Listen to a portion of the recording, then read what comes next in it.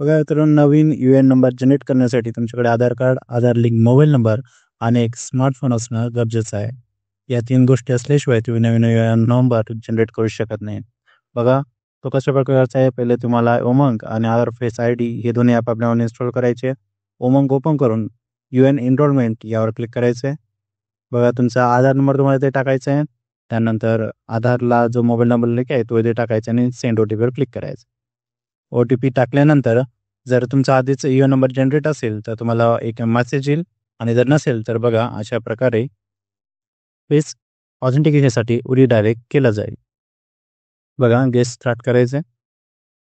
अशा प्रकारे एक वर्तुळामध्ये तुमचा फोटो तुम्हाला व्यवस्थित घ्यायचा आहे. ग्रीन झालं की ते ऑटोमॅटिक कॅप्चर करून घेईल. यानंतर तुम्हाला तुमची पर्सनल इन्फॉर्मेशन दाखवली जाईल. ती तुम्ही व्यवस्थित चेक करायची आहे आणि सबमिट बटनावर क्लिक करायचं.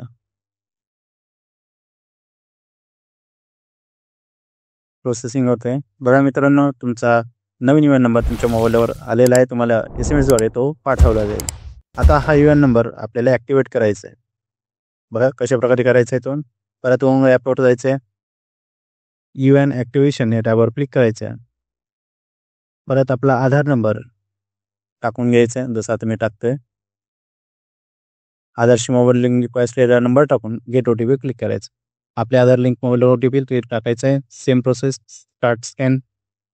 आपला फोटो परत त्या वर्तुळामध्ये घ्यायचा आहे. वर्तुळ हे ग्रीन झालं पाहिजे मित्रांनो, तेव्हाच हा फोटो ऑटोमॅटिक कॅप्चर करून घेईल ते आधार फेस आयडी. परत तुम्हाला पर्सनल इन्फॉर्मेशन दाखवली जाईल. तुम्हाला यावर सबमिट करायचं आहे आणि तुमचा आयडी पासवर्ड तुमच्या मोबाईलवर पाठवून दिला जाईल. बघा, इतकं सोपं आहे मित्रांनो.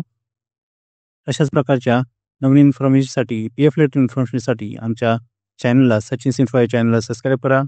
धन्यवाद.